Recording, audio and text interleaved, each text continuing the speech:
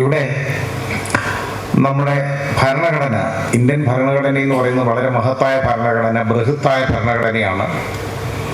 395 ആർട്ടിക്കിളും ഒക്കെ ആയിട്ട് അതിങ്ങനെ പോയിക്കൊണ്ടിരിക്കുകയാണ്. ആ ഭരണഘടന ഉള്ളത് കൊണ്ടാണ് കുറേയെങ്കിലും നമുക്ക് ശ്വാസം വിടാനും ഒക്കെ പറ്റുന്നത് ഇപ്പോൾ എന്ന് നമ്മൾ പറയാം. പക്ഷേ ആ ഭരണഘടനയിൽ വിശ്വാസമില്ലാത്ത ആളുകൾ നമ്മളെ ഭരിക്കുന്നു എന്നുള്ളതാണ് നമ്മുടെ ഏറ്റവും വലിയ ബുദ്ധിമുട്ട്.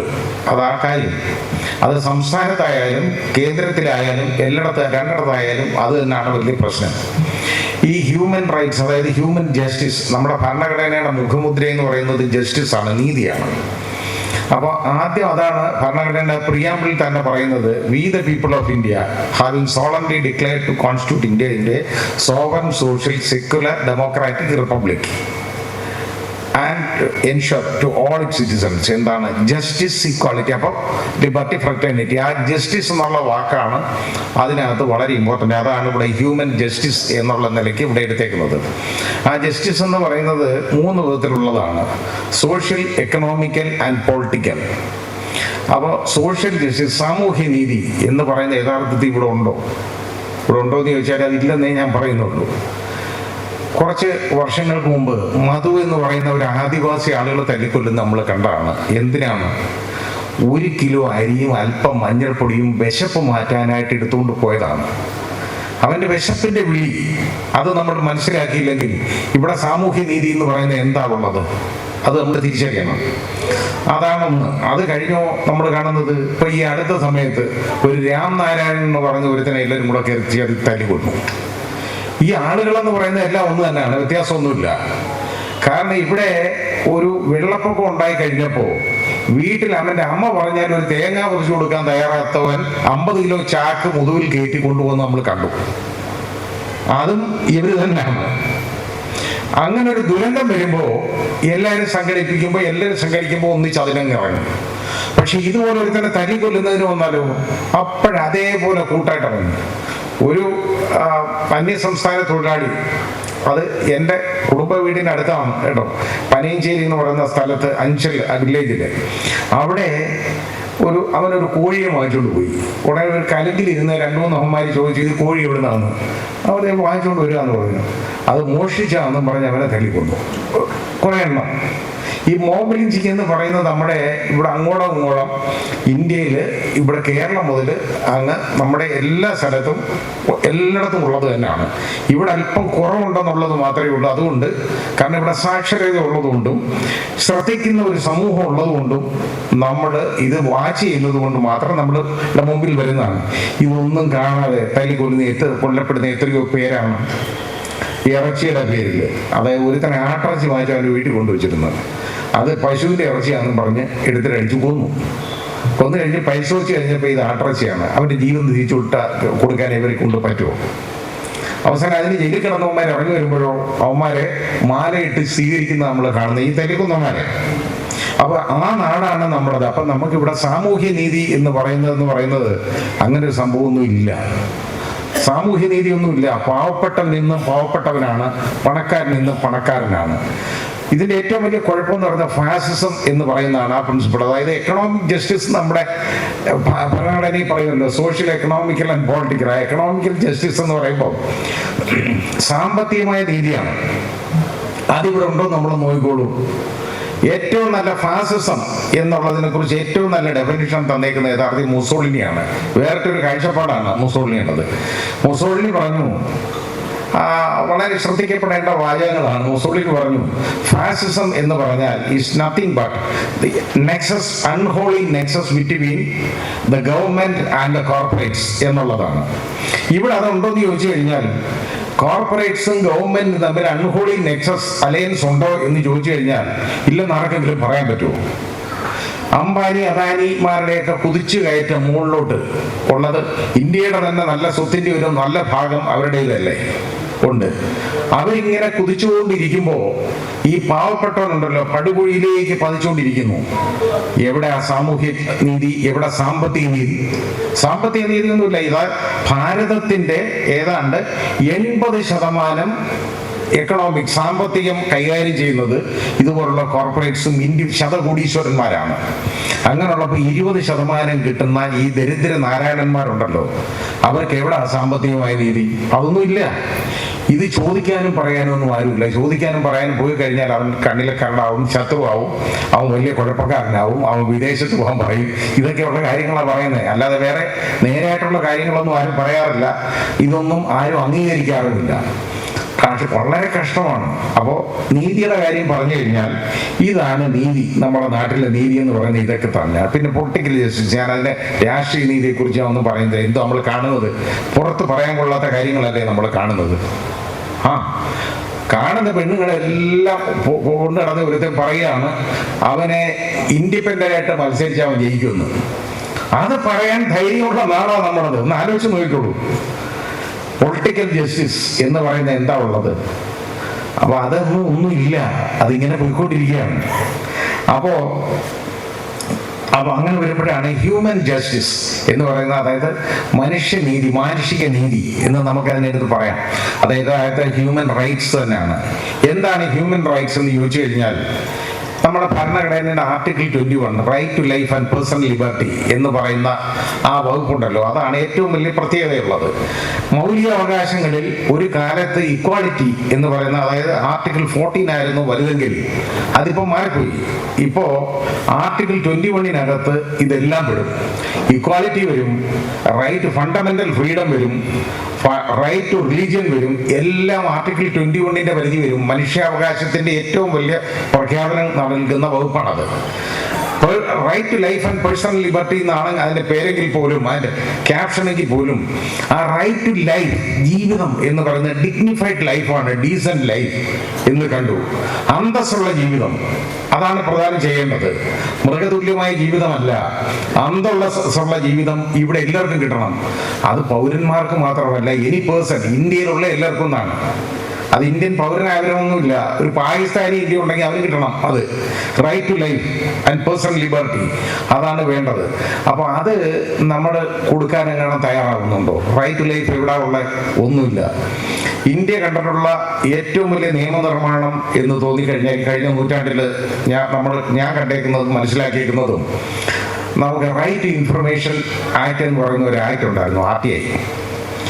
അപ്പോൾ അത് വളരെ വലിയൊരു കാര്യമായിരുന്നു. പക്ഷേ അതിപ്പോൾ കൊണ്ടുവന്നിട്ട് അതിനകത്തും ഒരു പ്രയോജനമില്ലാതാക്കുന്ന വിധത്തിൽ വേറൊരു നിയമനിർമ്മാണം ഈ കോവിഡിന്റെ കാലത്ത് തന്നെ നടത്തി. അതിന് ഒരു ചർച്ചയില്ല, ഒന്നുമില്ല.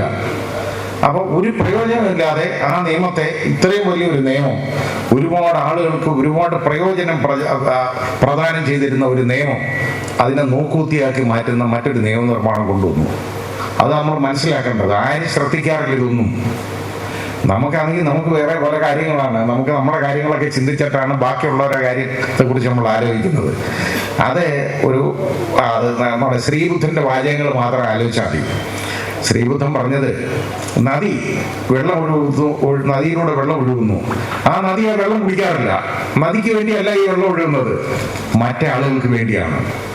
അതുപോലെ പൂക്കൾ നറുമണം വിതറുന്നു, പരത്തുന്നു. ആർക്ക് വേണ്ടി? പൂവിന് വേണ്ടിയല്ല, മറ്റേ ആളുകൾക്ക് വേണ്ടിയാണ്. എന്നിട്ട് ബുദ്ധൻ പറഞ്ഞത്, നമ്മൾ നല്ല രീതിയിൽ ജീവിക്കുമ്പോൾ നമുക്കൊരു സന്തോഷം ഉണ്ടാവും. പക്ഷേ നമ്മൾ അന്യന് വേണ്ടി ജീവിക്കുമ്പോൾ, അന്യനെ നമ്മൾ സന്തുഷ്ടനാക്കുമ്പോൾ നമ്മുടെ സന്തോഷം എന്ന് പറയുന്നത് ഇതിന്റെ ഇരട്ടിയാവും. ഇതായിരിക്കണം നമ്മുടെ കാഴ്ചപ്പാട്. അതുകൊണ്ടാണ് ഞാൻ പറഞ്ഞത്, നമ്മൾ നമ്മുടെ കാര്യമല്ല ശ്രദ്ധിക്കേണ്ടത്, സമൂഹത്തിനോട് നമുക്കൊരു കടപ്പാടുണ്ട്, എപ്പോഴും അത് വേണം. അപ്പോൾ ഈ മൗലികാവകാശങ്ങൾ മാത്രമല്ല ഹ്യൂമൻ റൈറ്റ്സ് എന്ന് പറയുന്നത്. മൗലികാവകാശങ്ങളെല്ലാം ഹ്യൂമൻ റൈറ്റ്സിൽ വരും, ഉറപ്പാണ്. പക്ഷെ അത് കൂടാതെയുള്ള ഒരുപാട് അവകാശങ്ങളുണ്ട് മനുഷ്യന്. ആ അവകാശങ്ങളെല്ലാം അതിലൊന്നും എഴുതി വെച്ചിട്ടില്ലെങ്കിലും അതെല്ലാം റൈറ്റ് ടു ലൈഫിൽ വരും. എല്ലാം പ്രൈവസി, യഥാർത്ഥത്തിൽ ഇന്ത്യൻ ഭരണഘടനയൊന്നും എഴുതി വെച്ചിട്ടില്ല റൈറ്റ് ടു പ്രൈവസി എന്ന് പറയുന്ന ഒരു പ്രൊവിഷൻ ഇല്ല.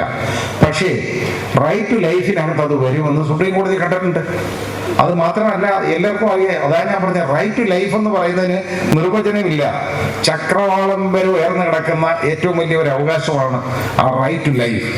ആ റൈറ്റ് ടു ലൈഫിനകത്ത് വരുന്നതാണ് എല്ലാ ഹ്യൂമൻ റൈറ്റ്സ് മുഴുവൻ, എല്ലാ മനുഷ്യാവകാശങ്ങളും വരും. ആ മനുഷ്യാവകാശങ്ങൾക്ക് വേണ്ടി ശബ്ദമുയർത്താൻ വളരെ കുറച്ച് ആളുകളേ ഉള്ളൂ ഇന്ന്. അതാണ് ഏറ്റവും വലിയ പ്രശ്നം. ഇവിടെയൊക്കെ ഇത് ഞാൻ കൂടി നടക്കുന്ന ആളും, അതാ ഞാൻ പറഞ്ഞ CR നീലകണ്ഠനെ പോലുള്ള വളരെ കുറച്ച് ആളുകളാണ് ഇതിനു വേണ്ടി ഇങ്ങനെ ഘോര ശബ്ദിച്ചുകൊണ്ടിരിക്കുന്നത് കേട്ടോ. ഒരുപാട് ശത്രുക്കളെ പിടിച്ചു വെക്കും, ഒരുപാട് ശത്രുക്കളും ഉണ്ടാവും. എവിടെയൊക്കെ നമ്മൾ സത്യം പറയാൻ പോകുന്നു അവിടെ എല്ലാ ശത്രുക്കളും ഉണ്ടാവും. ഇപ്പൊ ഈ കാരശ്ശേരി മാഷിനെയൊക്കെ നിങ്ങളൊന്ന് കണ്ടോളൂ, എന്തുമാത്രം ശത്രുക്കളുള്ള ഒരു മനുഷ്യനാണ്. പക്ഷെ അദ്ദേഹം പറഞ്ഞുകൊണ്ടേയിരിക്കണം. കാരണം ഇത് ഒരുപാട് കേട്ട് കഴിയുമ്പോൾ ഉണ്ടല്ലോ, എത്ര കഠിന ഹൃദയനായാലും അവരുടെ മനസ്സ് ചിലപ്പോൾ നലിഞ്ഞേക്കും എന്ന് നമുക്ക് കരുതാം. പക്ഷെ നമ്മുടെ നാട്ടിൽ നടക്കും തോന്നുന്നില്ല. ബ്രിട്ടീഷുകാരുടെ മനസ്സരിച്ചിട്ടുണ്ട്. അപ്പൊ ഗാന്ധിജി പട്ടിണി കിടന്ന് മരിക്കുന്ന നേരത്ത് ബ്രിട്ടീഷുകാർ ഇടപെടും അതിനെതിരെ. പക്ഷെ ഇപ്പൊ ഇവിടെ ആരെങ്കിലും പട്ടിണി കിടന്ന് മരിക്കാൻ തുടങ്ങിയാൽ ഇവിടുത്തെ ബ്രിട്ടീഷുകാർ ഇടപെടുമോ? അത് മാത്രം നമ്മളത് കണ്ടാൽ നോക്കിയാൽ മതി. ഇവിടെ മനസാക്ഷി എന്ന് പറയുന്ന ഒന്നുമില്ല, എല്ലാ തോന്നിവാസങ്ങളാണ്. ഭരണകൂടം എന്ന് പറയുന്നത് ഒരു കിരാത ഭരണത്തിലേക്ക് പോയിക്കൊണ്ടിരിക്കുന്നു. എങ്ങനെ കസേരയിൽ അള്ളിപ്പിടിച്ചിരിക്കാം എന്നുള്ളതാണ് എല്ലാവരും റിസർച്ച് ചെയ്തുകൊണ്ടിരിക്കുന്ന സബ്ജക്റ്റ്. അല്ലാതെ നേരെ രൂപയെ ആളുകൾ പോകണമെന്നോ ഒന്നുമല്ല. അയാൾ ഭരിക്കണം, അയാളുടെ കാര്യങ്ങളൊക്കെ നടക്കണം, അയാളുടെ മക്കളുടെ കാര്യങ്ങളൊക്കെ നടക്കണം. ഈ രീതിയിലാണ് ആളുകളുടെ ആ കാഴ്ചപ്പാട്. അതാണ് ഭരണാധികാരികൾ. അങ്ങനെ വരുമ്പോൾ നമ്മുടെ ഇവിടെ ജനാധിപത്യം ഉണ്ടെന്ന് നമുക്ക് പറയാൻ ഒക്കൂ. ഇനി അകത്താണ് ജനാധിപത്യം എന്ന് പറയുന്നത്. എന്തോ ഈ ജനാധിപത്യം? ഇവിടെ ജനാധിപത്യം എന്തെങ്കിലും ഉണ്ടോ? ഇവിടെ ഒന്നുമില്ല, ജനാധിപത്യം ഒന്നുമില്ല. 30% മാൻഡേറ്റ് ഉള്ള പാർട്ടി ഇന്ത്യ ഭരിക്കും എന്ന് പറയുമ്പോൾ ഈ 70% മാൻഡേറ്റ് ഈ ഭരിക്കുന്ന ആളിൽ ഇല്ല. അങ്ങനെ വന്നു കഴിഞ്ഞാൽ നമുക്ക് പറയാൻ പറ്റുമോ ജനാധിപത്യം ഉണ്ടെന്ന്? ജനങ്ങളുടെ ആധിപത്യം ഇല്ല. അതാണ് വരുന്നത്. മൈനോറിറ്റി, അതായത് ഒരു മൈനോറിറ്റി തീരുമാനിക്കും ആര് ഭരിക്കണം എന്ന് തീരുമാനിക്കുന്നു. അതനുസരിച്ച് ഭരണം മുമ്പോട്ട് പോകുന്നു. അപ്പൊ മെജോറിറ്റിയുടെ അഭിപ്രായത്തിന് 70% അഭിപ്രായത്തിന് അവിടെ എന്തെങ്കിലും വിലയുണ്ടോ ഭരണത്തിൽ? അതില്ലാത്തടത്തോളം കാലം, ആ ഭരണത്തിലുള്ള പാർട്ടിസിപ്പേഷൻ ഇല്ലാത്തടത്തോളം കാലം ജനാധിപത്യം, ഡെമോക്രസി ഉണ്ടെന്ന് നമുക്ക് പറയാൻ പറ്റുമോ? മാത്രമല്ല നമ്മൾ കാണുന്നത് എന്താണ്? ഇവിടെ യഥാർത്ഥത്തിൽ അന്ധരായ ആളുകളുടെ, അതായത് ജനാധിപത്യമാണ് നമ്മൾ കാണുന്നത് എന്നേ പറയാൻ പറ്റുള്ളൂ. വിവരമില്ലാത്തവരുടെ ഭൂരിപക്ഷമാണ് ഇപ്പൊ നമ്മൾ ഈ ജനാധിപത്യം എന്ന് നമ്മൾ പറയുന്നത്. ഇപ്പൊ ഈ ഹാളിൽ ഇരിക്കുന്ന എല്ലാവരും പറയും ഇപ്പൊ നമ്മൾ പകലാണെന്ന് നമുക്കൊക്കെ അറിയാം. പറഞ്ഞു കഴിഞ്ഞാൽ നമ്മൾ ഈ ഒരു ഇതിനകത്ത് ഒരു 100 പേരുണ്ടെന്നിരിക്കട്ടെ, അല്ലെങ്കിൽ 200 പേരുണ്ടെന്നിരിക്കട്ടെ, 180 പേര് പറയുന്നു പകലാണ്. അല്ല, ഇപ്പൊ പറയുന്നു രാത്രിയാണ്, ഇപ്പോ ഭയങ്കര കുറ്റാകുറ്റിയിട്ട്. ബാക്കി 20 പേര് പറയുന്നതല്ല, നിങ്ങൾ ഇരക്കേട് പറയല്ലേ, ഇത് ഇരുട്ടല്ല, ഇപ്പൊ പകലാണ്, സൂര്യൻ ജ്വലിച്ചു നിൽക്കുന്നു എന്ന് പറയും. ഭൂരിപക്ഷം ആർക്കാണ്? ഈ 150 പേർക്കല്ലേ അതായത് 120, അതായത് ഇരുട്ടെന്ന് പറയുന്നവന്മാർക്ക് ആ ഭൂരിപക്ഷം. ആ വിവരമില്ലാത്തവരുടെ ഭൂരിപക്ഷമാണ് നമ്മുടെ ഇന്നത്തെ ജനാധിപത്യം. അതാണ് ഏറ്റവും വലിയ പ്രശ്നം. പിന്നെ ഞാനത് വിവാദപരമായ വിഷയങ്ങളായതുകൊണ്ട് ഞാൻ അതിലേക്ക് കൂടുതൽ പോകുന്നില്ല. വിവരം കെട്ടവരാണ് നമ്മളെ ഭരിക്കുന്നതും വിവരം കെട്ടവരാണ് അവരെ കൊണ്ടു നടക്കുന്നതും. അതാണ് ഇപ്പോൾ നമ്മൾ കാണുന്ന ഏറ്റവും വലിയ പ്രശ്നം. അങ്ങനെ വരുന്നുണ്ടെങ്കിൽ ഇവിടെ ജനാധിപത്യം ഉണ്ടെന്ന് നമുക്ക് പറയാൻ പറ്റുമോ? ലോകത്തെ ഏറ്റവും വലിയ ജനാധിപത്യ രാഷ്ട്രം എന്നൊക്കെ നമ്മളെ കുറിച്ച് പറയുമല്ലോ. ഇവിടെ ഒരു ജനാധിപത്യവും ഇല്ല, ഒന്നുമില്ല. യഥാർത്ഥത്തിൽ ഓട്ടോക്രസി നടക്കുന്ന, സ്വേച്ഛാധിപത്യം നടക്കുന്ന, രാജഭരണം നടക്കുന്ന മറ്റ് പല രാജ്യങ്ങളിൽ പോയി ഒന്ന് കണ്ടു നോക്കിയോളൂ. അവിടെ ഇതിലും കൂടുതൽ ഹ്യൂമൻ ജസ്റ്റിസ്, ഹ്യൂമൻ റൈറ്റ്സിന്റെ പ്രൊട്ടക്ഷൻ ഉണ്ട്, ഒരുപാടുണ്ട്. നമ്മുടെ ജനാധിപത്യത്തിൽ മാത്രമൊന്നുമല്ല ഉള്ളത്. ജനാധിപത്യം ഇവിടെ ഒന്നുമില്ല. ആ പ്രൊട്ടക്ഷനുള്ള മറ്റ് രാജ്യം, ഒരു ഉദാഹരണം, ഇപ്പൊ മലേഷ്യ, അവിടെ രാജഭരണമുള്ള, രാജാവിനെ തെരഞ്ഞെടുക്കുന്ന രാജ്യമാണ്. യഥാർത്ഥത്തിൽ ഞാൻ അവിടുത്തെ പാർലമെന്റിൽ പോയിട്ടുണ്ട്, കോലാലംപൂരില്. അവിടെ ഇതുപോലെ എണീറ്റ് നിന്ന് മേശപ്പുറത്ത് ഡാൻസ് കളിക്കുന്ന പരിപാടിയൊന്നും അവിടെ ഇല്ല. അന്തസ്സായിട്ട് വന്നിരിക്കും, സംസാരിക്കും. ഓരോരുത്തർ എഴുന്നേറ്റ് നിശബ്ദമായിട്ട്, പിൻ ഡ്രോപ്പ് സൈലൻസ് ആണ്. ഒരാൾ സംസാരിക്കുമ്പോൾ മറ്റൊരാൾ ഒന്നും പറയത്തില്ല. എന്തെങ്കിലും അതിൽ അപ്രീസിയേഷൻ ഉണ്ടെങ്കിൽ മേശപ്പുറത്ത് ചെറുതായിട്ടൊന്ന് തട്ടും. ഇതല്ലാതെ വേറൊന്നുമില്ല. എന്നെ അവിടുത്തെ സ്പീക്കറുടെ ഒരിക്കൽ അദ്ദേഹത്തിന്റെ അപ്പോയിന്റ്മെന്റിന്, അദ്ദേഹത്തിന്റെ ആ സ്വയറിംഗ് സെറമണിക്ക് എന്നെ വിളിച്ചുകൊണ്ട് പോയതാണ്. നമ്മുടെ തമിഴ്നാട്ടുകാരൻ്റെ ഒരാളാണ്. അപ്പോൾ അവിടുത്തെ കാഴ്ചപ്പാട് ഞാൻ പറഞ്ഞു, അവിടുത്തെ അവർ ചെയ്യുന്ന എങ്ങനെയാണ്? അവർ രാജാവിനെ തിരഞ്ഞെടുക്കും. രാജഭരണമാണ് യഥാർത്ഥത്തിൽ, രാജാവാണ് എല്ലാം അപ്രൂവ് ചെയ്ത് ഒപ്പിടുന്നതുമല്ല. പക്ഷേ അവിടെ എന്ത് നന്നായിട്ടാണ് കാര്യങ്ങൾ നടക്കുന്നത്. ഓരോ സ്ത്രീക്കും അതായത് 60 വയസ്സ് കഴിഞ്ഞ് ഇപ്പോഴല്ലേ ഇവിടെ ഇത് ഓരോ പ്രഖ്യാപനങ്ങൾ വരുന്നത്, അത് ഇലക്ഷൻ കണ്ടോണ്ട് അല്ലാതെ വേറെ കാര്യമൊന്നുമല്ല. അത് ആർക്കും ഒന്നും കിട്ടാനും പോകുന്നില്ല, വെറും വാഗ്ദാനം മാത്രം എന്ന് പറയുന്നില്ല, അത് തന്നെ. അപ്പോൾ ഈ വാഗ്ദാനത്തിന് മുമ്പ് തന്നെ മലേഷ്യയിൽ ഞാൻ 10 വർഷം മുമ്പ് കണ്ടതാണ്, ഓരോ സ്ത്രീക്കും 60 വയസ്സായി കഴിഞ്ഞാൽ അവർക്ക് ജോലി ഉണ്ടായിരുന്നോ ഇല്ലയോ എന്നുള്ളതൊന്നും പ്രശ്നമല്ല, ആ ഏത് ജാതിയോ മതമൊന്നും പ്രശ്നമല്ല. മലേഷ്യൻ സിറ്റിസൺ ആണെങ്കിൽ അവർക്ക് അവരുടെ അക്കൗണ്ടിലേക്ക് 500 റിംഗറ്റ് ബാങ്കിലെത്തും, എല്ലാവർക്കും കൊടുക്കും. ഇതെന്തുകൊണ്ട് ഇവിടെ കൊടുക്കാൻ പറ്റുന്നില്ല? ഇവിടെ കൊടുക്കാൻ പറ്റാത്തത് നമുക്ക് എത്രയോ റിസോഴ്സസ് ഉണ്ട് ഇവിടെ. മലേഷ്യയുടെ റിസോഴ്സസ് എന്ന് പറയുന്ന 2 കാര്യങ്ങൾ മാത്രമേ ഉള്ളൂ. അവിടെ റബ്ബർ മരങ്ങൾ ഉണ്ടായിരുന്നു, അത് അവർ മുറിച്ചു കളഞ്ഞു, കാരണം ടാപ്പ് ചെയ്യാൻ ആളിനെ കിട്ടത്തില്ല. പിന്നെ മെക്കനൈസ്ഡ് ആയിട്ട് ഉപയോഗിക്കാവുന്നത് കൊണ്ട് എണ്ണപ്പനയാണ് അവിടെ ഉള്ളത്.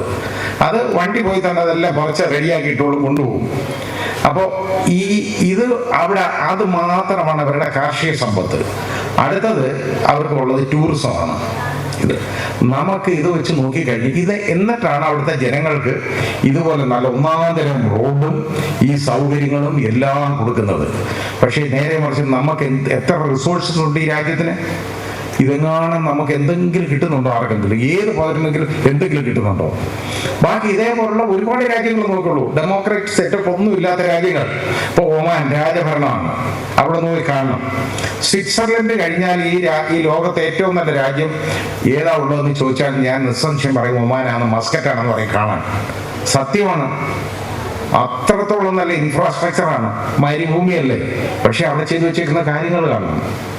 രാജഭരണമാണ് എല്ലാം. പക്ഷെ അവിടെ ആർക്കും ഈ ഇപ്പൊ ഇത് ഞാൻ പറഞ്ഞത് കണ്ടേ, ഇവിടെ ഒരു 2 പേര്, ഒരു ഭാര്യയും ഭർത്താവും കൂടെ ചേർന്ന് 2 നായകളെ വളർത്തി. ബെൽജിയം ആണ്, മൈൽ നോയ്സ് എന്ന് പറയുന്ന വേട്ടപ്പട്ടികളാണ്. അതിനെ അഴിച്ചു വിട്ടിട്ട് അതൊരു 16 വയസ്സുകാരി പെൺകൊച്ചിനെ സ്കൂളിൽ പോയിട്ട് വന്നതിനെ കടിച്ച് കീറി അതിന്റെ കാല് കൂടെ. അത് എന്നിട്ട് നാട്ടുകാർ കൂടി അതിനെ നിലവിളി കേട്ടിട്ട് ചെന്ന് അടിച്ചു മാറ്റിയിട്ടും അടിച്ചിട്ടും ഇത് കഴിവിടത്തില്ല. അതങ്ങനെയാണത്, അതിനെ പറിച്ചെറിഞ്ഞാലേ അത് പോകുള്ളൂ, അല്ലാതെ വേറെ ഒരു രക്ഷയില്ല. അപ്പൊ അങ്ങനെയുള്ള പട്ടികളെ വളർത്തി. ഇത് ഒരാൾ എനിക്ക് ഇന്ന് എഴുതിയതാണ് ആ മെസ്സേജ്. ഞാൻ അതിനെക്കുറിച്ചൊരു വീഡിയോ ചെയ്തപ്പോൾ അതിനൊരു മറുപടി എഴുതിയതാണ്. ഒമാനിയിൽ എഴുതിയേക്കുന്നതാണ്. ഈ രാജ്യത്താണെങ്കിൽ ചെയ്യുന്ന എന്താണെന്നറിയോ? നേരെ പോലീസ് അങ്ങോട്ട് വരും, വന്നിട്ട് ഇതിനെ ആദ്യം ഷൂട്ട് ചെയ്തങ്ങ് കൊല്ലും. അത് കഴിഞ്ഞിട്ട് ഇതിനെ വളർത്തിയവനെതിരെ കേസ് കൊടുക്കും. അതല്ലേ നമുക്ക് വേണ്ടത്? അതല്ലേ നീതി എന്ന് പറയുന്നത്? ഇവിടെ ഇതെന്തെങ്കിലും ചെയ്യാൻ പറ്റുമോ? ഇവിടെ തെരുവ് നായ്ക്കളെ എന്തെങ്കിലും പറഞ്ഞു കഴിഞ്ഞാൽ അതിനെതിരെ നമ്മുടെ പേര് കേസെടുക്കും. ഞാൻ ഈ തെരുവ് നായ്ക്കളെ കുറിച്ചൊരു വീഡിയോ ചെയ്തതിന് അതിൻ്റെ ഒരു സഹോദരി എനിക്ക് ഈ തെരുവ് നായകളെ സംരക്ഷിക്കുന്നവരാണെന്ന് പറഞ്ഞ് അവരെ ആക്ഷേപിച്ചെന്നും പറഞ്ഞ് എനിക്ക് വക്കീൽ നോട്ടീസ് അയച്ചു. നടന്നായിരുന്നു, വെറുതെ അല്ല. ഞാൻ അതിന് മറുപടിയൊക്കെ കൊടുത്തിട്ട് ഞാൻ അവരുടെ കാര്യം ഞാൻ എഴുതി. നിങ്ങളെ എനിക്കറിയത്തില്ല, നിങ്ങൾ വളരെ വലിയ ആളായിരിക്കും, പക്ഷേ ഇവിടെ നടക്കുന്ന ഇതാണ് എന്ന് പറഞ്ഞു. പക്ഷെ അതിപ്പോൾ സുപ്രീം കോടതി പറയുന്നു ശരിയാണ്. കാരണം ഈ സുപ്രീം കോടതിക്ക് ഈ തെരുവ് നായകൾക്ക് വേണ്ടി അറിയുന്ന ആരെന്നറിയുമോ? അതായത് അവിടുത്തെ ഏറ്റവും കൂടുതൽ പ്രതിഫലം പറ്റുന്ന 8 വക്കീലന്മാരാണ് സീനിയർ അഡ്വക്കേറ്റ്സ്. ഏത് പട്ടി അവർക്ക് ഫീസ് കൊടുക്കുന്നതെന്ന് എനിക്കറിയില്ല. അത് മാത്രമേ നമുക്കറിയാൻ വയ്യാറുള്ളൂ. അതിന് അത്രത്തോളം ആളുകളുണ്ട് ഇതിന്. എന്താ കാരണം എന്ന് ചോദിച്ചപ്പോ ഞാൻ അത് പറയാം. ഇതിന് കാരണം ഇതിന്റെ സ്നേഹം കൂടെ കാണിക്കുന്നതൊക്കെ പലരും ഈ വാക്സിൻ കമ്പനിക്കാരാണ് ഇതിന്റെ പുറകിൽ. വലിയ കോമ്പറ്റീഷൻ ഉള്ള ഫീൽഡാണ്. 5 രൂപ ചിലവാകുന്ന വാക്സിൻ നമുക്ക് 5000 രൂപയ്ക്കാണ് നമുക്ക് തരുന്നത്. ഉൽപാദന ചിലവ് 5 രൂപ. ഇത് വിൽക്കണമെന്നുണ്ടെങ്കിലുണ്ടല്ലോ ഭയങ്കര കോമ്പറ്റീറ്റീവ് ആയിട്ടുള്ള ഫീൽഡാണ്. അപ്പോൾ ഈ തെരുവ് നായ്ക്കൾ ഇല്ലെങ്കിൽ ഈ വാക്സിൻ കമ്പനികൾക്ക് ജോലിയുണ്ടോ? ആന്റി റാബീസ് വാക്സിൻ വേണ്ട പിന്നെ. അതുകൊണ്ടാണ് ഇവിടെ ഈ തെരുനായ്ക്കൾ പെരുകുന്നതും അതിനെ കൊല്ലാൻ സമ്മതിക്കാത്തതും. അല്ലെങ്കിൽ എവിടെങ്കിലും പിടിച്ചുകൊണ്ടിട്ട് ചാപ്പാട് കൊടുക്കുമെന്ന് പറഞ്ഞാൽ അതിനും വഴക്കാം. കാരണം അതിനെ പേ വളർത്തില്ലല്ലോ. ആളുകളെ പേ വന്ന് കഴിക്കണ്ടേ, എന്നാലല്ലേ ഇത് പ്രയോജനമുള്ളൂ. ഈ രീതിയിലാണ് നമ്മുടെ പോക്ക്. അപ്പോൾ നമ്മുടെ ഇന്നത്തെ കാലത്ത് ജനാധിപത്യം എവിടെ, ഹ്യൂമൻ റൈറ്റ്സ് എവിടെ, ജീവിക്കാനുള്ള അവകാശം എവിടെ? ഒന്നുമില്ല. ഇതൊക്കെ ഇങ്ങനെ പോയിക്കൊണ്ടിരിക്കുകയാണ്. ഇവർക്ക് വേണ്ടിയൊക്കെ പറയാൻ ആളുകൾ, അതായത് സർക്കാരില്ല. എൻഡോസൾഫാൻ ദുരന്തം നമുക്കൊക്കെ അറിയാം. ഈ കശുമാവ് എന്ന് പറയുന്നത് എൻ്റെ ചെറുതിലൊക്കെ ആണെന്നുണ്ടെങ്കിൽ എൻ്റെ ഒരു 3-4 ഏക്കർ പുരയിടത്തിനകത്ത് ഞങ്ങളുടെ വസ്തുവിൽ ഏതാണ്ട് എനിക്ക് തോന്നുന്ന ഒരു 500 കാശുമാവ് ഉണ്ടായിരുന്നു കാണും. അത് ഞാനൊക്കെ ഇതിനകത്ത് കയറാനും ഇത് പറിച്ച് തിന്നാനും ഒക്കെ നടക്കുന്നതാണെന്ന്. അപ്പോൾ ഇത് കാണും. പക്ഷെ ഇതിന്റെ മരുന്നൊന്നും അടിക്കാറില്ല. അതിന് ഒരു മരുന്നും അടിക്കണ്ട. അത് പ്രകൃതി തരുന്ന ഒരു വിഭവമാണ്. അത് തന്നെത്താൻ പിടിച്ചു വരും, ഇഷ്ടമാതിരി കായ്ക്കും. ഒരു മരുന്നും ഇതിനൊന്നും അടിക്കണ്ട. പക്ഷേ എൻഡോസൾഫാൻ അടിച്ചാലേ ഇതിനകത്ത് ഇത് കായ വരത്തുള്ളൂ എന്നുള്ള ഒരു കാഴ്ചപ്പാടിൽ കൊണ്ട് നടന്ന് തളിക്കുകയാണ്. അത് മൂലം ഒരു പ്രദേശം മുഴുവൻ നശിച്ചില്ലേ. അവിടുത്തെ ജനങ്ങൾ മുഴുവൻ ക്രിപ്പിൾഡാണ് എല്ലാവരും. ഇതാരും നോക്കുന്നു. അപ്പോൾ ഈ എൻഡോസൾഫാൻ ദുരന്തത്തിനെ ഇത് നമുക്ക് എൻഡോസൾഫാൻ നിരോധിക്കണം, എൻഡോസൾഫാൻ ഇന്ത്യ നിരോധിക്കണം എന്ന് പറഞ്ഞു കഴിഞ്ഞാൽ അത് ഗവൺമെന്റ് അതിന് തയ്യാറാവത്തില്ല. അതിന്റെ കാരണം എന്താണെന്നറിയോ? അവർക്ക് 350 കോടി രൂപ പ്രതിവർഷം ടാക്സ് ഇനത്തിൽ കിട്ടും. ആ 350 കോടി രൂപയുടെ വില ഈ പാവങ്ങളുടെ ജീവൻ ഇല്ല. അതാണ് പ്രശ്നം. അപ്പൊ എവിടെ നമുക്ക്, ഞാൻ പറഞ്ഞില്ലേ, ഇവിടെ ഓട്ടോക്രസി അല്ലേ നല്ലത്, ജനാധിപത്യമാണോ? ഇത് വേറൊരു രാജ്യത്ത് അവിടെ ചെയ്യാൻ ഒക്കത്തില്ല. അവിടെ കാരണം ചെയ്യാൻ പോയി കഴിഞ്ഞാൽ വലിയ കുഴപ്പമുണ്ടാവും. പിന്നെ വലിയൊരു കമ്പനി ഉണ്ട്, അതിന്റെ പേര് ഞാൻ പറയുന്നില്ല. അവരെല്ലാം കൂടെ എന്നെ വന്ന് കണ്ടതാണ്. ഞാൻ ഇവർക്കെതിരെ പ്രസംഗിച്ചപ്പോൾ സാർ ഇങ്ങനെ പറയരുത് എന്ന് പറഞ്ഞു. എന്നാലും ഞാൻ പറയാറുണ്ട് അത് പറഞ്ഞിട്ട്. അവര് ജപ്പാനിൽ നിന്ന് വന്നിരിക്കുന്ന ഒരു കമ്പനിയാണ്. അവിടെ ഈ തുകലിൻ്റെ ആണ് അത് പ്യൂരിഫൈ ചെയ്തെല്ലാം റെഡിയാക്കി എടുക്കുന്നതാണ്. അതിൻ്റെ മാലിന്യങ്ങൾ മുഴുവൻ നമ്മുടെ പെരിയാറിലോട്ട് ഒഴുക്കി വിടും. അത് സിയാറിനൊക്കെ എന്നെക്കാളും നന്നായിട്ട് അതിനെക്കുറിച്ച് അറിയാം. ഞാനൊക്കെ അതിനെതിരെ ഒരുപാട് പ്രസംഗിക്കുകയും ഒക്കെ ചെയ്തിട്ടുള്ളതാണ്. ഒഴുകിവിടും. ഒരുപാട് രോഗങ്ങൾ, നമുക്കുള്ള കുടിവെള്ളം നശിപ്പിക്കുന്നു. ഇതെല്ലാം ഉണ്ടാകുന്നു. ഇത് എന്നിട്ട് എവിടെയാണെന്നറിയാം, ഇത് ശരിയാക്കി എടുത്തിട്ട് ഈ പ്രോഡക്റ്റ് അൾട്ടിമേറ്റ്ലി കൊണ്ടുവന്ന് ജപ്പാനിലേക്കാണ്. ജപ്പാനിൽ ഈ സാധനം സമ്മതിക്കത്തില്ല. അവിടെ ഇത് ഈ പണി ചെയ്യാൻ അവർ സമ്മതിക്കത്തില്ല. അതാ കാര്യം. കാരണം അവിടെ അവരുടെ മനുഷ്യൻ ജീവന് അവരൊരുപാട് വില കൊടുക്കുന്നുണ്ട്. ഇവിടെ ഇങ്ങനെ നമുക്ക് തെരുവുനായ്ക്കളുടെ വില പോലും ഇല്ല നമ്മുടെ മനുഷ്യർക്ക്. പിന്നെ എങ്ങനെ ഇത് കൊടുക്കുന്നത്? അതാ ഞാൻ പറഞ്ഞ ഇങ്ങനെയുള്ള കാര്യങ്ങളാണ് നമ്മുടെ രാജ്യത്ത് നടക്കുന്നത്. അത് ഒരു unholy Nexus between the corporates and the government. അതാണ് ഇവിടെ കാണുന്നത്. അതാണ് യഥാർത്ഥത്തിൽ നമ്മൾ ഇവിടെ കാണുന്ന ഏറ്റവും വലിയ ദുരിതം എന്ന് പറയുന്നത്. അതാണ് അത് പോയിക്കൊണ്ടിരിക്കുക. കാരണം പണം ഉള്ളവൻ അങ്ങനെ കോർപ്പറേറ്റ്സ് ഇങ്ങനെ ഭരിച്ചുകൊണ്ടിരിക്കണം, പണം ഉണ്ടാക്കിക്കൊണ്ടിരിക്കണം. ഈ കാഴ്ചപ്പാടാണുള്ളത്. എന്ത് ചെയ്യാൻ പറ്റും? പറഞ്ഞുകൊണ്ട് കാര്യമില്ല. ഇതിനൊക്കെ നമ്മൾ ശബ്ദിക്കാമെന്ന് മാത്രമേ ഉള്ളൂ. അപ്പോൾ ഇതിനകത്ത് അതുപോലെ കറപ്ഷൻ എന്ന് പറയുന്നതിന് ഇപ്പം എന്തെങ്കിലും മാനങ്ങളുണ്ടോ? പണ്ടൊക്കെ കറപ്ഷൻ എന്ന് പറഞ്ഞു കഴിഞ്ഞാൽ വളരെ വലിയ ആക്ഷേപമായിരുന്നു. അതായത് പണ്ട് എൻ്റെ വാപ്പയൊക്കെ എന്നെ കൈ പിടിച്ചുകൊണ്ടിരിക്കാൻ നടക്കുമ്പോൾ പറഞ്ഞു തരും, എടാ അവൻ കൈക്കൂലി വാങ്ങിക്കും കേട്ടോ, ഒരുത്തനെ കുറിച്ച് പറയുന്നതാണ് എന്ന് പറഞ്ഞാൽ അത്രയും വലിയ ഒരു ആക്ഷേപമായിട്ട് ആ പുള്ളി കരുതിക്കൊണ്ടിരുന്നത്. അന്ന് മുതൽ എൻ്റെ മനസ്സിൽ അത്രയും വൈരാഗ്യം ഇതിനോട്. കാരണം അത്രയും വൃത്തിയായിട്ടൊരു ഇടപാടാണ്. അന്ന് മാത്രമല്ല, പണ്ട് ഒരു 100 രൂപ കൈക്കൂലി വാങ്ങിക്കുന്ന, അന്ന് 100 രൂപ ഒന്നുമില്ല, 10 രൂപ കൈക്കൂലി വാങ്ങുന്ന വില്ലേജ് ഓഫീസറുണ്ട്. പാവങ്ങൾ, അവരെ മാത്രമേ പിടിക്കുള്ളൂ, വേറെ ആരെയും പിടിക്കാനല്ല. അപ്പോൾ ഇവരെ പിടിച്ചു കഴിഞ്ഞാലോ അവർ പിന്നെ വെളിയിൽ ഇറങ്ങുന്നതിൽ വലിയ ആക്ഷേപമാണ്. പക്ഷെ ഇന്ന് 10,000 കോടി വാങ്ങിക്കുന്ന രാഷ്ട്രീയക്കാരന് ഒരു പ്രശ്നവുമില്ല. കൈക്കൂലി വാങ്ങിച്ചാൽ ഒരു കുഴപ്പമില്ല. അത് ഏതാണ്ട് വലിയ ഒരു കഴിവായിട്ടാണ് ആളുകൾ ഇപ്പോൾ അംഗീകരിക്കപ്പെട്ടേക്കാണ്. ഇപ്പോൾ പണ്ട് ഈ കള്ളനൊക്കെ പറഞ്ഞു കഴിഞ്ഞാൽ അവർ ആരെങ്കിലും പെണ്ണ് കെട്ടിച്ചു കൊടുക്കുമോ? ഇല്ല. ഇന്നാണെങ്കിലോ അവനെ ഓടിച്ചിട്ട് പിടിക്കും. കാരണം അവൻ കള്ളനാൻ എടുക്കാനാ കാശുണ്ടാക്കും. ഈ രീതിയാണ്. അപ്പം നമ്മൾ കാണുന്ന കാഴ്ചയൊക്കെ ഇതാണ്. നമ്മുടെ സമൂഹം മുഴുവൻ മാറിപ്പോയി. സമൂഹത്തിൽ ഇതിനെതിരെ, അഴിമതിക്കെതിരെ ഒന്നും പ്രവർത്തിക്കാനും അതിനൊന്നും ആളില്ല. അങ്ങനെ ആ ഒരു കാലമായിപ്പോയി. ഇതാ നമ്മൾ കണ്ടുകൊണ്ടിരിക്കുന്നത്. മുഴുവൻ നമ്മൾ കാണുന്നത് മുഴുവൻ അഴിമതിയില്ലേ നമ്മൾ കാണുന്നത്. അഴിമതി അവരെ സംബന്ധിച്ചിടത്തോളം അവസാനം അതി വന്ന് നിൽക്കും. പക്ഷെ എന്ന് ഈ നീതി കിട്ടുന്നതിൻ്റെ കാലതാമസം നമ്മൾ കാണുന്നതല്ലേ. ആ ഡിലേഡ് ജസ്റ്റിസ് എന്ന് പറയുന്ന നീതി എന്ന് പറയുന്നത് എന്നാ കിട്ടുന്നത്? ഇതൊക്കെ എഴുതി കൊടുക്കും. ഒരു അപ്പീലൊക്കെ എഴുതിയിട്ടേക്കും. അപ്പീൽ കിട്ടും. ആ അപ്പീൽ വേണമെന്നുണ്ടെങ്കിൽ, കേൾക്കണമെന്നുണ്ടെങ്കിൽ, വാദം കേൾക്കണമെന്നുണ്ടെങ്കിൽ പിന്നെ എത്ര വർഷം എടുക്കും എന്ന് പറയുന്നവരാണ് നമ്മുടെ നീതി നിർവഹണം പോലും നടക്കുന്നത്. എങ്ങനെയാണ്? അപ്പോൾ ഇവിടെ അൾട്ടിമേറ്റ്ലി ഇത് ഈ സബ്ജക്റ്റ് ജുഡീഷ്യറി ഉള്ളതുകൊണ്ട് ഞാൻ പറയുന്നതാണ്. പിന്നെ ജുഡീഷ്യറിയെ സംബന്ധിച്ചിടത്തോളം പറഞ്ഞാൽ ഈ ജഡ്ജസ് എന്ന് പറയുന്ന അതിനകത്ത് ജുഡീഷ്യറിയിലുള്ള ജനങ്ങളുടെ വിശ്വാസമാണല്ലോ അതിൻ്റെ ഏറ്റവും വലുത്. അതിനെ വിശ്വസിക്കണം. ആ വിശ്വാസമാണ് നമ്മളെ മറ്റു കുറ്റകൃത്യങ്ങളിൽ നിന്ന് നമ്മളെ അകറ്റി നിർത്തുന്നത്. ജുഡീഷ്യറിയിലുള്ള അത്രത്തോളം വലിയ അടിയുറച്ച വിശ്വാസം. ആ വിശ്വാസത്തിൽ നിന്ന് കോട്ടം തട്ടുകയല്ലേ. ജഡ്ജസിനെ അപ്പോയിന്റ് ചെയ്യുന്നത് ആരാ, എങ്ങനെയൊക്കെയാണ്? കൊളീജിയം എന്ന് പറയുന്ന ഒരു സിസ്റ്റം എഴുതി വെച്ചിട്ടുണ്ട്. ഉടനെ കൊളീജിയം എഴുതി അങ്ങോട്ട് അയക്കുന്നുണ്ടെ ഞങ്ങളുടെ ഇന്നാര്യങ്ങൾ അതിൽ ചേർത്തില്ലെങ്കിൽ അത് ലിസ്റ്റ് വരത്തില്ല. അതുകൊണ്ട് എന്താണെന്നറിയോ, അതിൽ നിന്നൊരു 2 കൂടെ വെക്കും.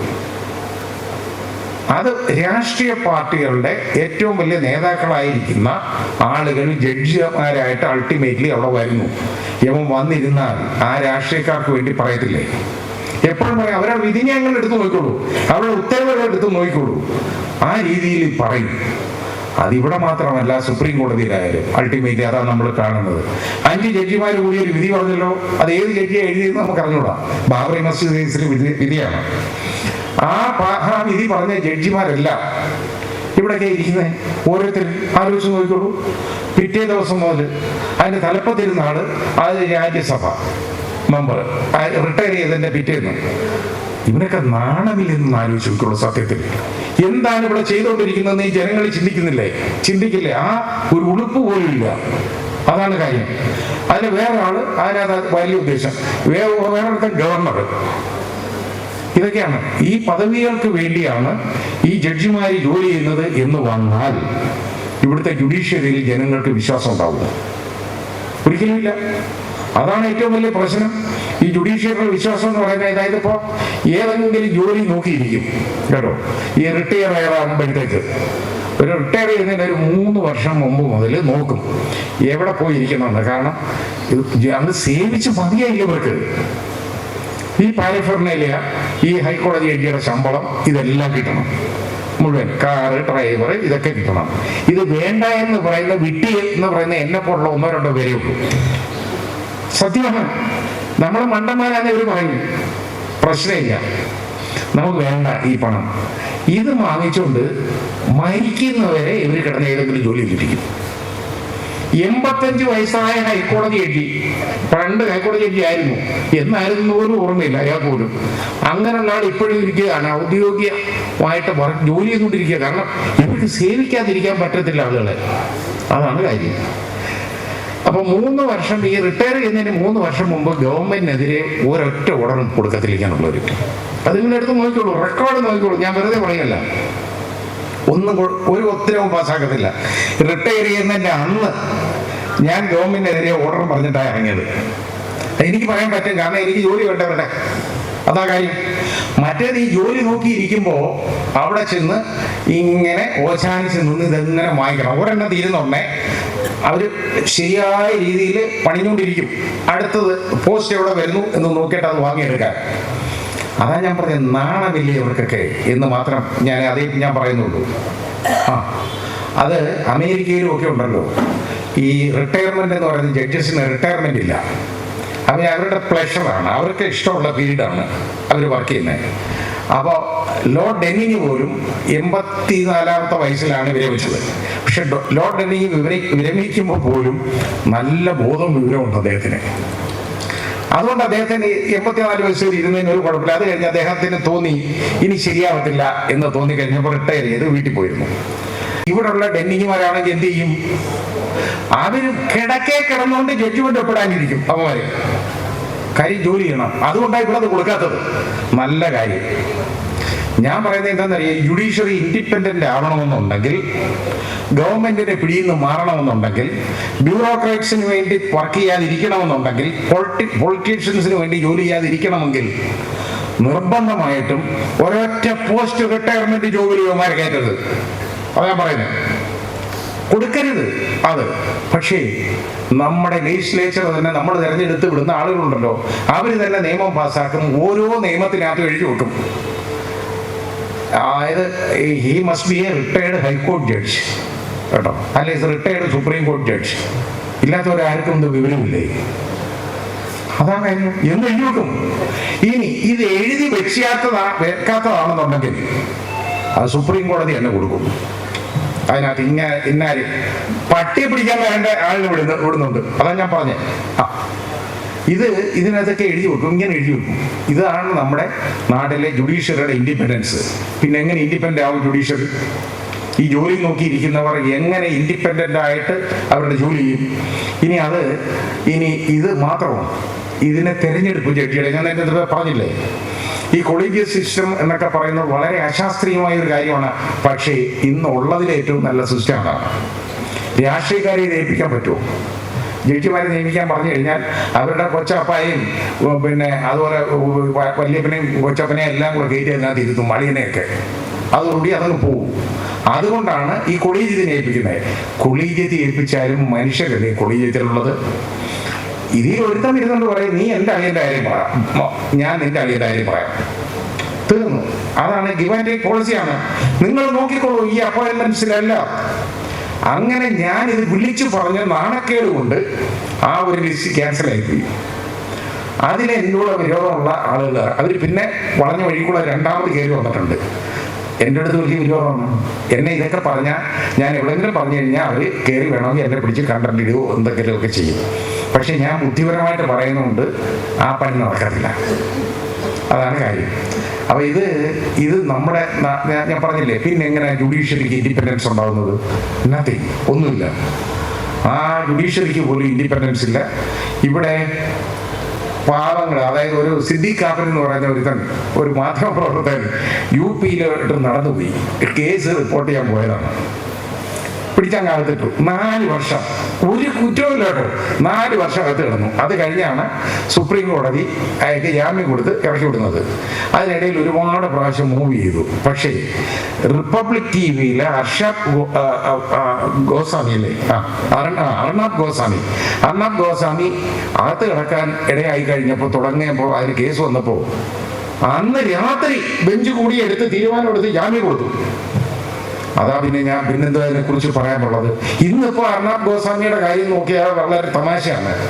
അർണബ് ഗോസ്വാമി ഇപ്പോ നരേന്ദ്രമോദി ഭക്തൻ എന്നുള്ള നിലയ്ക്ക് അതങ്ങ് അതങ്ങ് മാറ്റിയിട്ട് നരേന്ദ്രമോദിക്ക് എതിരെ പറയുകയാണ്. കാര്യം എന്താണെന്നറിയോ? അദാനി NDTV വിലയ്ക്ക് വാങ്ങിച്ചു. NDTV അദാനി വിലയ്ക്ക് വാങ്ങിച്ചു കഴിഞ്ഞപ്പോ ഗവൺമെന്റിന്റെ സ്പോക്ക് പേഴ്സൺ എന്നുള്ള നിലയ്ക്ക് NDTV അതിൽ കയറി, അദാനിയുടെ ചാനൽ കയറി. അത് കയറി കഴിഞ്ഞപ്പോൾ അർണബ് ഗോസ്വാമിക്ക് മനസ്സിലായി ഇനി കാര്യമില്ല എന്ന് പറഞ്ഞിട്ട് പിറ്റേന്ന് മുതൽ മാധ്യമപ്രവർത്തനം അങ്ങ് മാറ്റി. അപ്പൊ മാധ്യമങ്ങൾ പോലും എങ്ങനെയാണ് വർക്ക് ചെയ്യുന്നത് നമുക്ക് മനസ്സിലായില്ലേ? ഇതാണ് കാര്യം. മറ്റത് ഘോരഘോരം പറഞ്ഞുകൊണ്ടിരിക്കുക. ഇതെന്താണ് ഇന്ത്യ എന്ന് പറയുന്നത്, ആരാണ് ഏതാണെന്നൊക്കെ പറഞ്ഞങ്ങ് ഘോരഘോരം ഗർജിച്ചോണ്ടിരുന്ന ആള് ഇപ്പൊ നരേന്ദ്രമോദി എടുത്തിട്ട് അലക്കുകയാണ്. അതാണ് ഇപ്പൊ ചെയ്തുകൊണ്ടിരിക്കുന്നത്.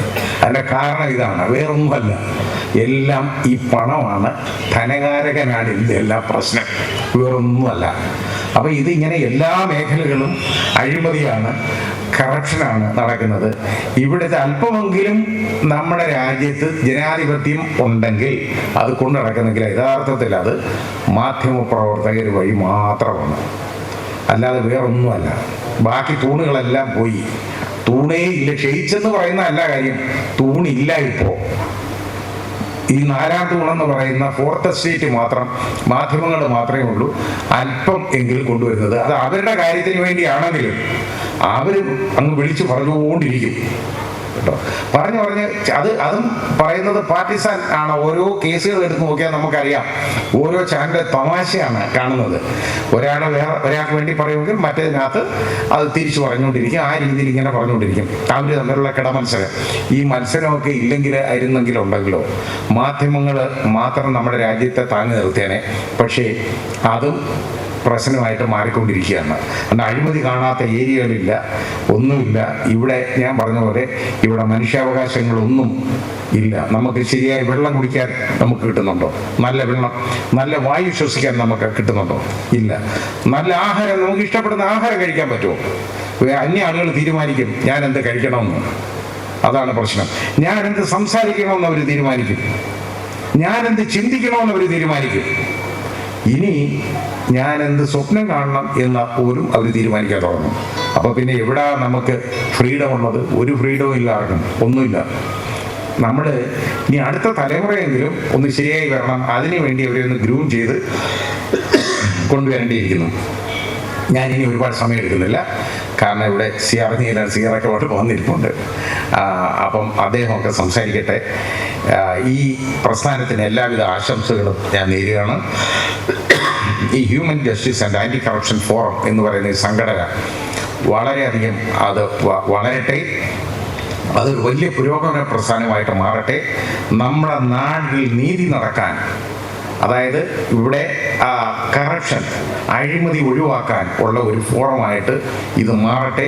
സമ്പൂർണ്ണ നീതി എല്ലാവർക്കും കിട്ടാൻ ഉള്ള പ്രവർത്തനങ്ങളുമായിട്ട് ഇത് മുന്നോട്ട് നീങ്ങട്ടെ എന്ന് ആശംസിച്ചുകൊണ്ട് ഇതിൻ്റെ പ്രവർത്തന ഉദ്ഘാടനവും ഈ സമ്മേളനവും ഉദ്ഘാടനം ചെയ്ത് പ്രഖ്യാപിക്കുന്നു. എല്ലാവർക്കും നന്ദി, നമസ്കാരം, ജയിക്കുന്നു.